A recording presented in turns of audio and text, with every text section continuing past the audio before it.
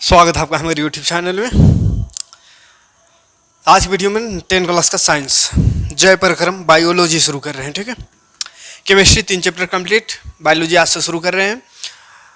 Biology में भी 2 या 3 चैप्टर करेंगे, उसके बाद फिजिक्स आएंगे। ठीक है, घबराना नहीं है, पूरा कंप्लीट कराएंगे कोर्स कंप्लीट। फाइनल एग्जाम तक में पूरा 2-3 बार रिवीजन भी करा देंगे और क्वेश्चन भी देते चल रहे हैं, तो क्वेश्चन पढ़ते रहिएगा। ठीक है, क्वेश्चन का तादाद बहुत है, तादाद देखे घबराना नहीं है।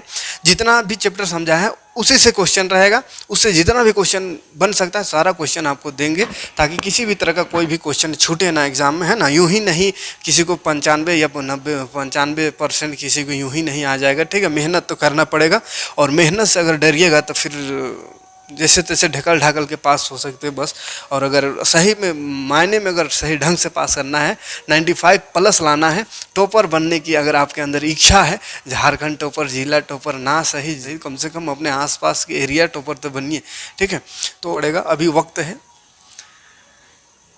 अभी शुरुआत है ना। ये कहिए तो आपके लाइफ का ये पहला सीढ़ी होता है, मैट्रिक पहला सीढ़ी सही से चढ़िए, आगे आपका सही होगा।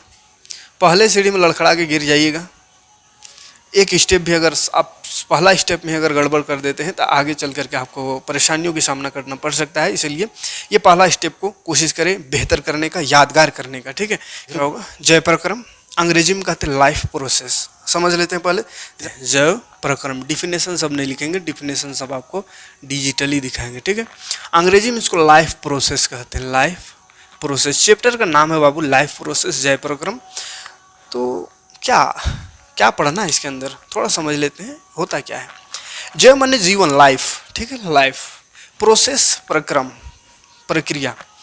तो जीवन के लिए लाइफ के लिए जो जो प्रोसेस हमारे शरीर के अंदर, बाहर क्या कर रहे हैं उससे मतलब नहीं, शरीर के अंदर का जो भी क्रिया हो रहा है, जो क्रिया हमारे जीवन के लिए अनिवार्य है, ज़रूरी है, जिसमें से एक भी क्रिया अगर छूट जाए तो फिर जीवन संभव नहीं है, जीना संभव नहीं है, मतलब लाइफ ख़त्म है ना।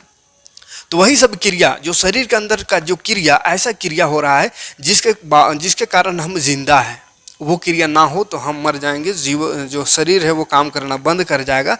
तो ऐसे क्रियाओं को, ऐसे प्रक्रम, ऐसे क्रियाओं को जय पराक्रम कहते हैं। ठीक है, तो जीवों को जिंदा रहने के लिए, है ना, आप कहिएगा जिंदा रहने के लिए क्या ज़रूरत है, तो जिंदा रहने के लिए एक मुलाकात ज़रूरी नहीं है, या एक बार उसका किसी को देखना ज़रूरी नहीं, किसी से बात करना ज़रूरी नहीं, किसी का साथ होना ज़रूरी नहीं है, लेकिन यहाँ पे जो चीज़ बतावेंगे वो जिंदा रहने के लिए ज़रूरी है। ठीक है, बाकी और कोई चीज़ का ज़रूरत नहीं। केहू के रहने या ना रहने, या केहू के देखने या ना देखने से ज़िंदगी में कोनो फ़र्क नहीं पड़ेगा, लेकिन 4 चीज़ जो बता रहे हैं उससे फ़र्क पड़ेगा, उसको ध्यान से रखिएगा, सही सलामत रखिएगा।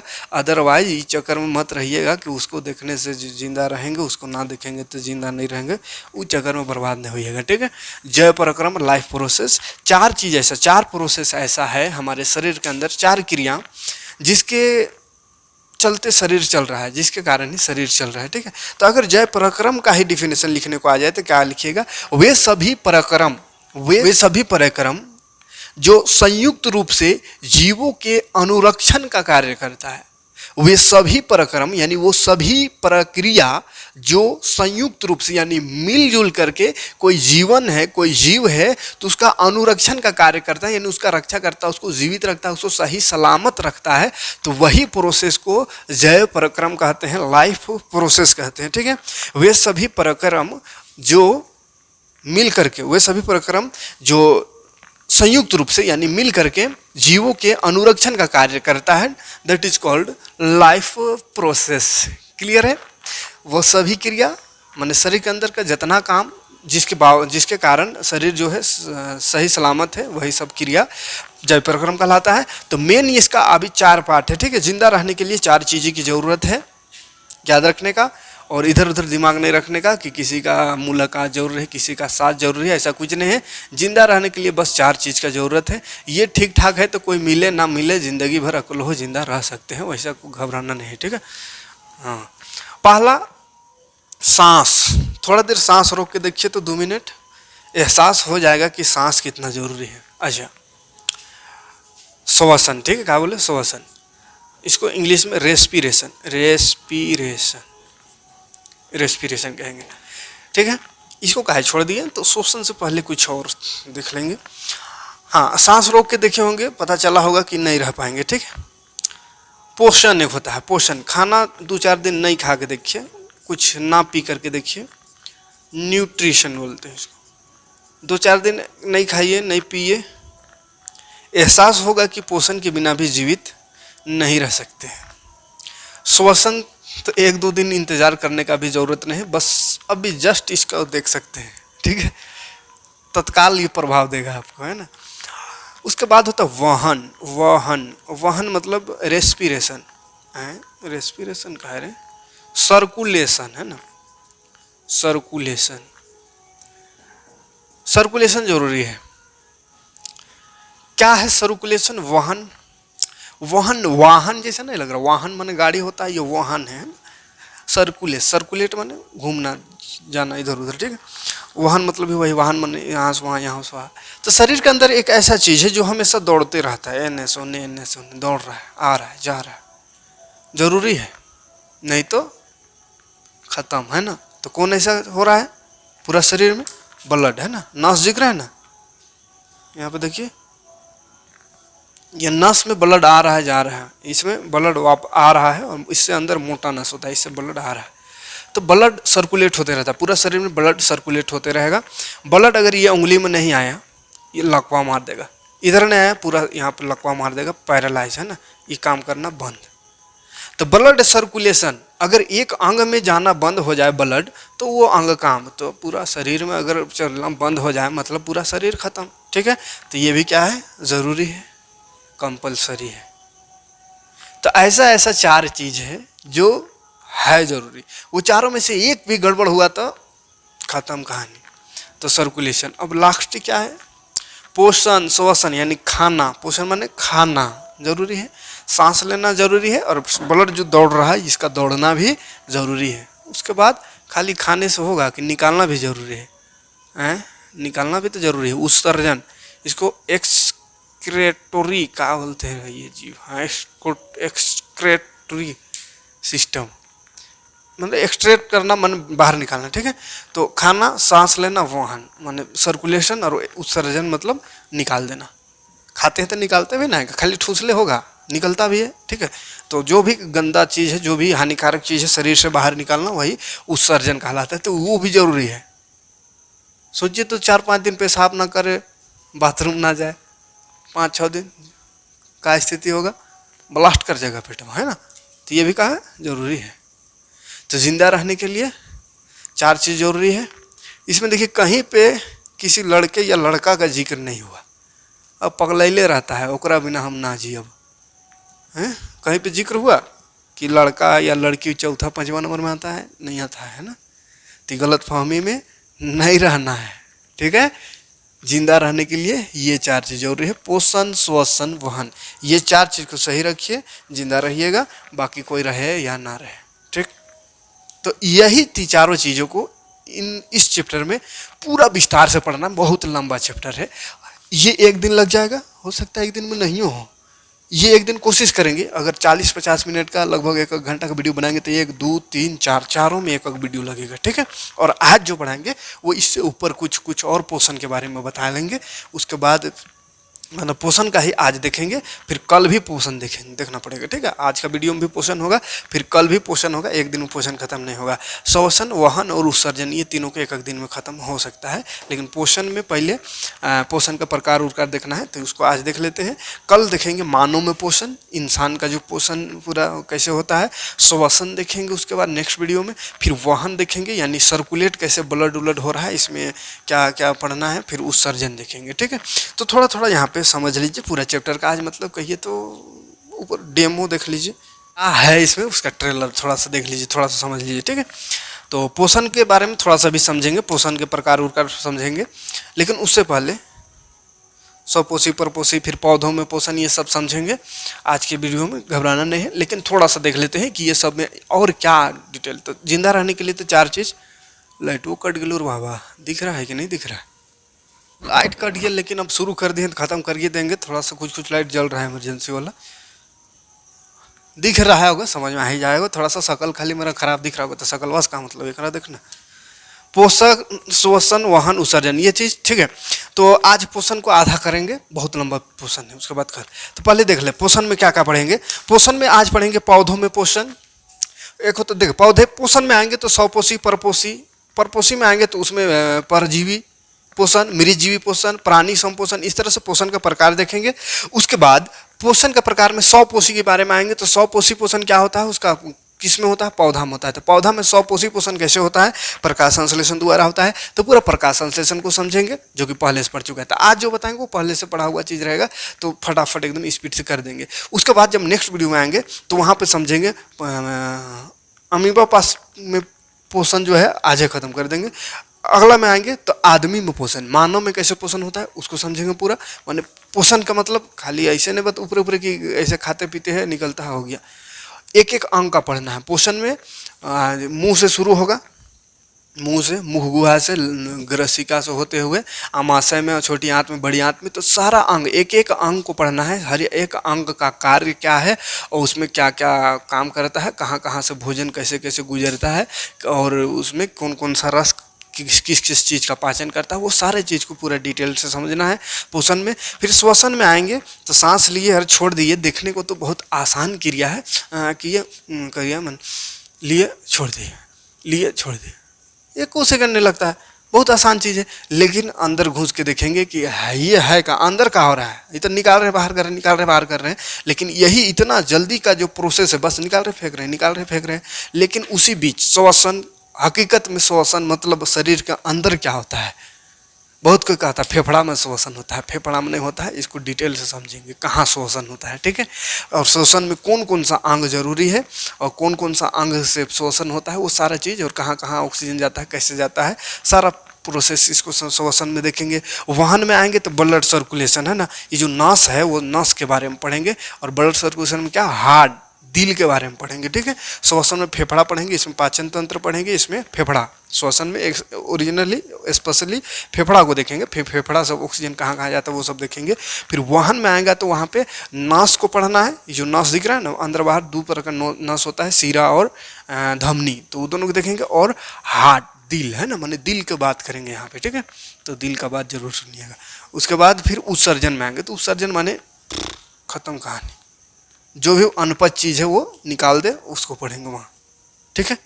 चलिए तो शुरू कर देते हैं आज पोषण से। तो देखो, भोजन ग्रहण करना, उसको पचाना, पचने के बाद जो पचा हुआ चीज़ है, जो अच्छा चीज़ है, उसका अवशोषण करना, और उस अवशोषण में जो चीज़ आया उसका उपयोग करना, ये सारा प्रोसेस मिला जुला के पोषण कहलाता है, ठीक है।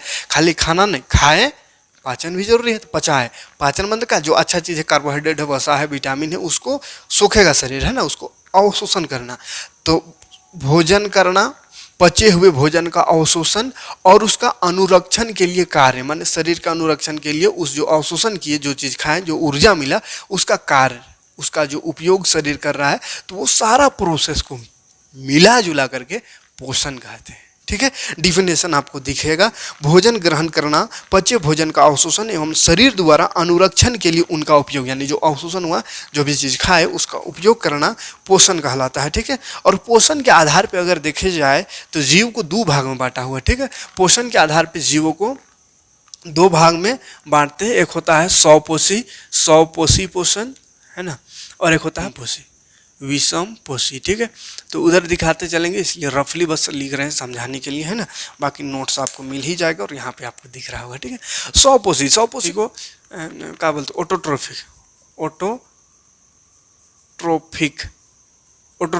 और ये हेट्रोट्रोफिक, ठीक है। हाँ, क्या देख, स्वपोषी ऐसा पोषण का वह तरीका, पोषण का वह प्रकार जिसमें प्राणी अपना भोजन स्वयं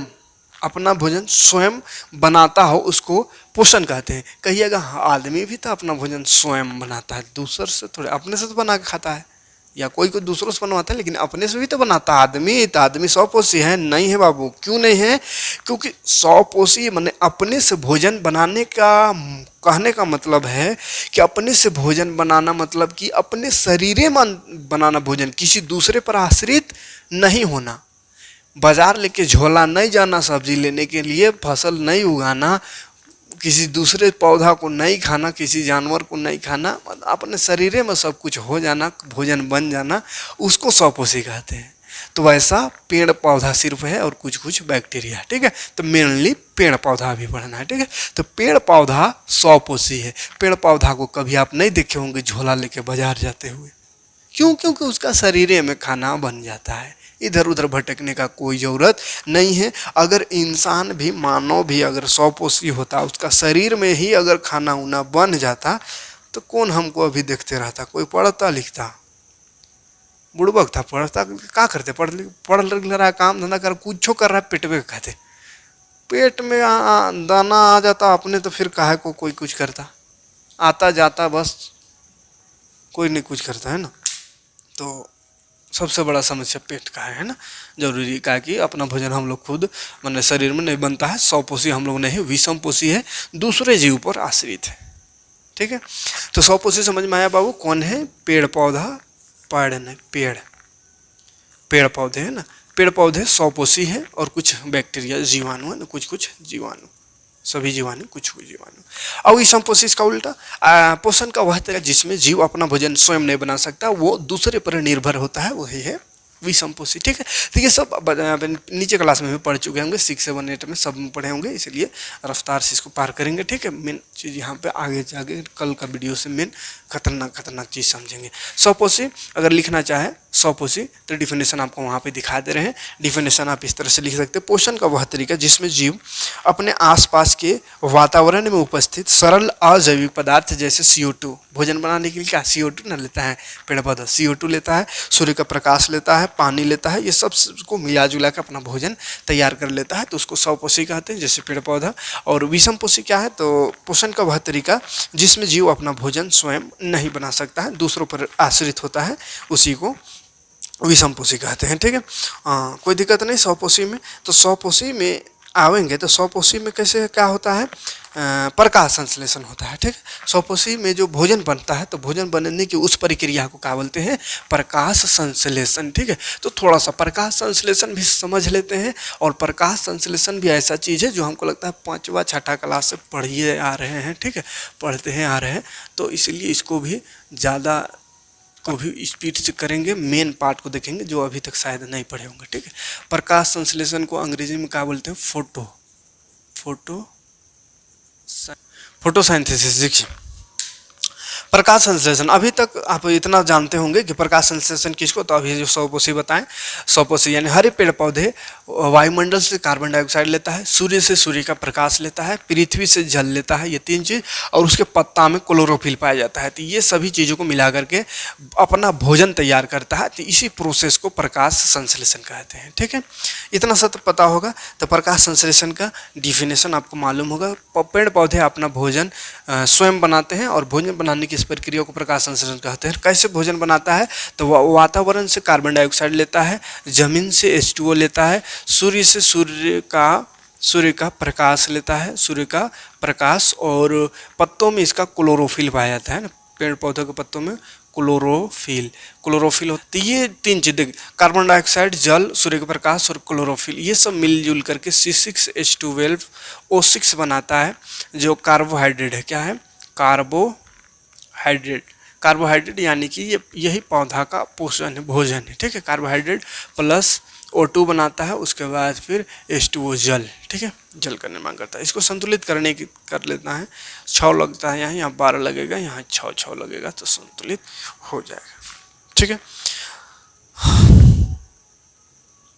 तो क्या लिखिएगा? प्रकाश संश्लेषण वह प्रक्रम है जिसमें 100 पोषी बाहर से लिए पदार्थों को ऊर्जा के रूप में संचित करता है। डिफिनेशन दिखा दे रहे हैं, ठीक है।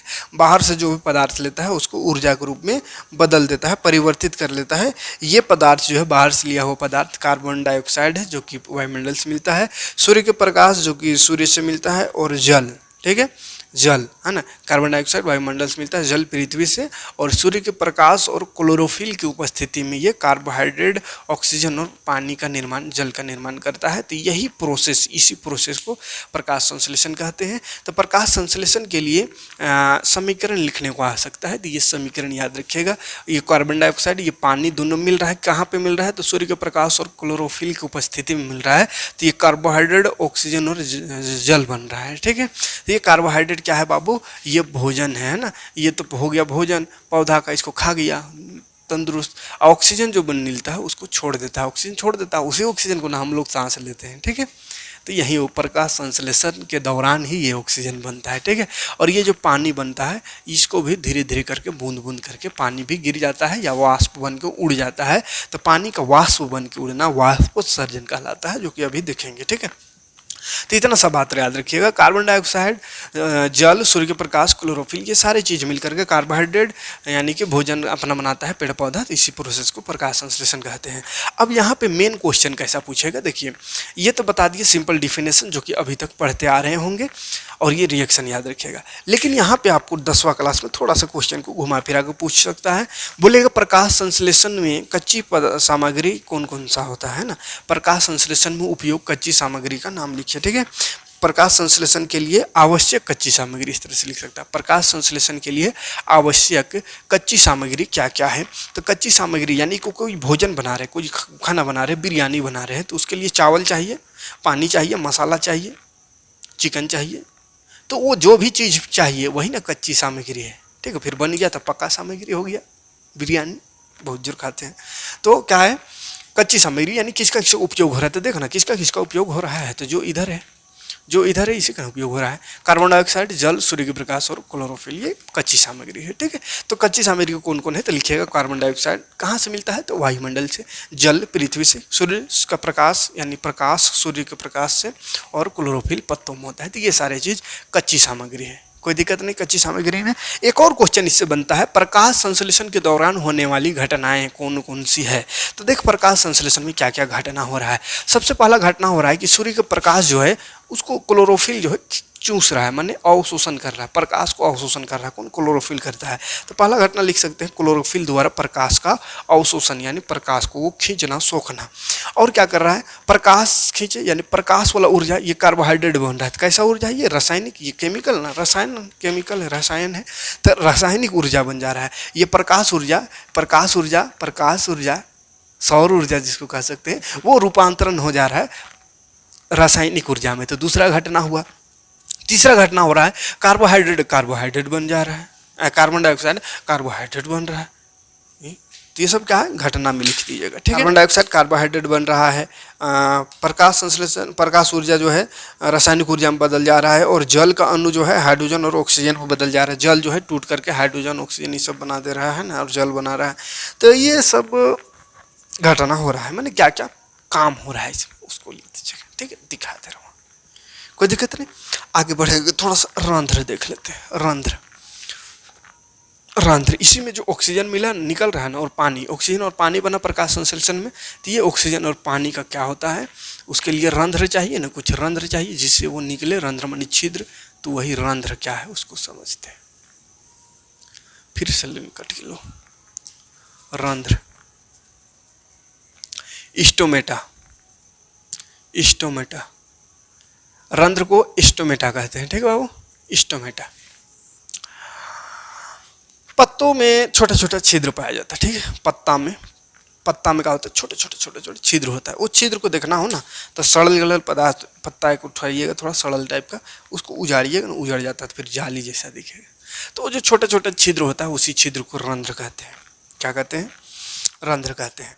रंध्र के अंदर अगर झांक के देखें, सेंबी का बीज जैसा कुछ संरचना रहता है, ठीक है। ये खुलता बंद होता है, खुलता बंद होता है, ठीक है।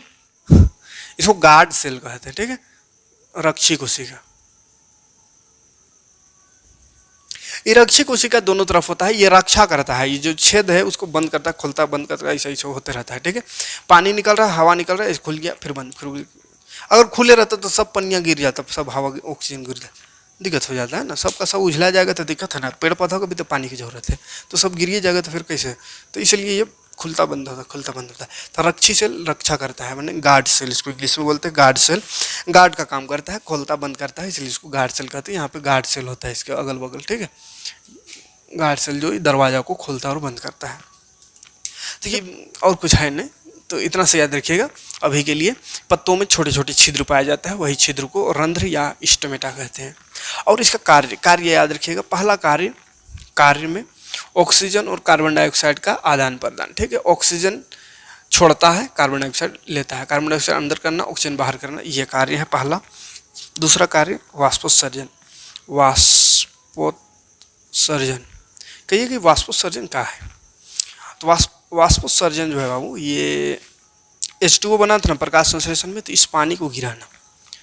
पत्तों से पानी ठंडे के दिन में देखिएगा पेड़ के नीचे जाइएगा ना, तो टप टप करके पानी गिरता है ना, बूंद बूंद करके। वो पानी कहाँ से आया? तो पत्तों से गिरता है। यही प्रकाश संश्लेषण के दौरान जो पानी बनता है वो पानी रहता है। लेकिन फिर बोलिएगा गर्मी के दिन में काहे को नहीं गिरता?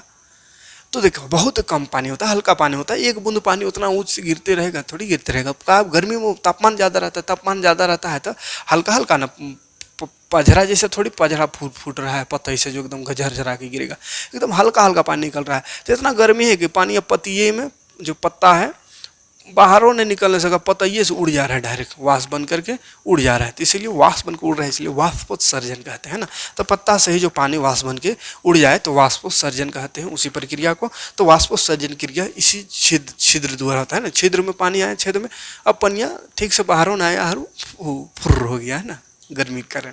तो इसलिए गर्मी में पानी नहीं दिखता है। लेकिन ठंडे के दिन में आप पेड़ पौधों के नीचे जाइएगा तो पत्तों में से पानी बूंद बूंद करके कुछ गिरता हुआ महसूस होता है, गिरता है, ठीक है। तो दो काम है, वाष्पोत्सर्जन और ऑक्सीजन कार्बन डाइऑक्साइड का आदान प्रदान। किसका? रंध्र का। कोई दिक्कत नहीं, कोई दिक्कत नहीं। हाँ तो देख लो, इसका दिखा दे रहे चित्र के साथ, है ना। उसके बाद विषम पोषी पोषण जो था उसमें थोड़ा सा देख लेते हैं। 3 प्रकार का होता है विषम पोषी पोषण। ये तो 100 पोषी वाला खत्म हो गया। 100 पोषी में प्रकाश संश्लेषण था, तो प्रकाश संश्लेषण खत्म। विषम पोषी में आ जाए विषम पोषी में बाबू 3 तरह का होता है। वो प्राणी संपोषण, प्राणी सम है क्या, देख मृतजीवी प्राणी संपोषण। देखिए प्राणी संपोषण ऐसा पोषण का वह तरीका जिसमें कोई जीव है वो ठोस पदार्थ को लेता है और उसको पचा देता है। आदमी वैसे करता है, अमीबा वैसे करता है। तो ठोस चीज़ को लिया, पचा उचा दिया, खत्म, कहानी हो गया प्राणी संपोषण का। कोई भी ठोस चीज़ खाए, जैसे रोटी खाए, दाल खाए, चावल खाए, ठोस चीज़ है ना, सब खाए उसको गला दिए, शरीर के अंदर वो गल जाता है ना, खत्म हो जाता है। तो वही सब प्राणी पोषण है। तो जितना जीव जंतु इंसान सब इसमें आ जाते हैं, अमीबा भी, ठीक। मृतजीवी माँ बात है। मृतजीवी क्या है? जो सड़ल गड़ल को खाता है, मरल गड़ल सड़ल गड़ल अंदाजो खाता है, उसको मृतजीवी कहते हैं। जैसे फफूंदी, कवक, फफूंद, ये सब का है सड़ल गड़ल खाना है ना। कुकुरमुत्ता, ये सब सड़ल गड़ल चीज़ में उगता है, सड़ल गड़ल चीज़ को खाता है, ठीक है। उसके बाद परजीवी में आते हैं। तो परजीवी क्या है? ये भी दूसरे जीव को खाता है, लेकिन जिंदा, मार के नहीं खाता है, ठीक है। मार के नहीं खाता है मतलब खाता है लेकिन आदमी मरेगा नहीं। जिसको खा रहा है, जिसका पोषण कर रहा है वो आदमी या जो कोई दूसरा जानवर है वो, उसको कोई उतना ज़्यादा फर्क नहीं पड़ता है। कहिएगा का है वैसा? तो जैसे यहाँ पे रहता का जू है ना, लड़के लोग का रहता बहुत जोर। तो जू का मार के खाता है का? हम लोग को नहीं मार के खाता है, ढीला जू, समझ में आ रहा है? मार के नहीं खाता है किसी आदमी को, का खून चूस रहा है, हम जिंदे हैं वो भी जिंदा है ना, दोनों मस्त। तो ऐसा वाला को परजीवी कहते हैं। जो दूसरे जीव के शरीर में रहेगा, उसी को पोषण करेगा, उसी को खाएगा पिएगा, लेकिन उसको कोई वैसा ज़्यादा फर्क नहीं पड़ेगा, मतलब मरेगा नहीं। बीमार उमर कर सकता है कुछ देर के लिए, जब मच्छर उच्छर बीमार कर देता है, लेकिन मरेगा नहीं, मार के नहीं खाता उसको, ठीक है।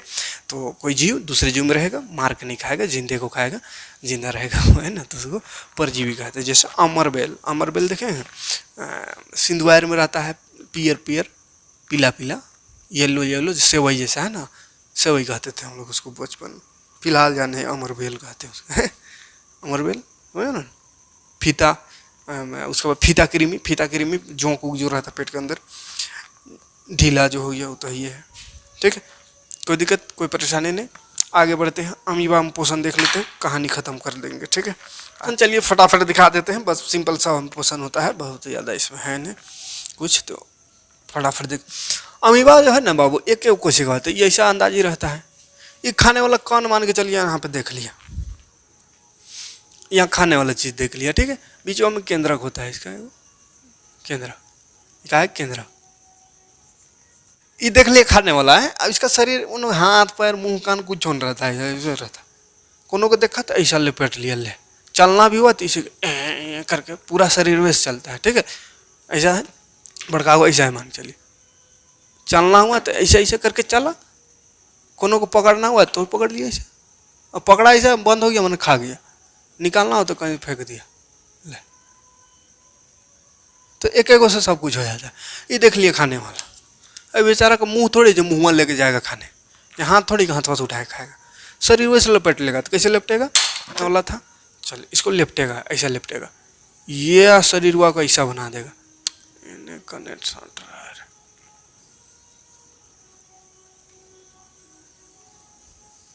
ऐसा शरीर के कुछ बना देगा, अंदाजी बना दीजिएगा गुलामी। ये हो गया। उसके बाद फिर धीरे धीरे ये सटेगा। ये वाला थोड़ा सा इज्जत से बना दे रहा, ये वाला जो है ये खाने वाला अंदर चल गया, ठीक है। ये वाला थोड़ा ऐसा सट गया,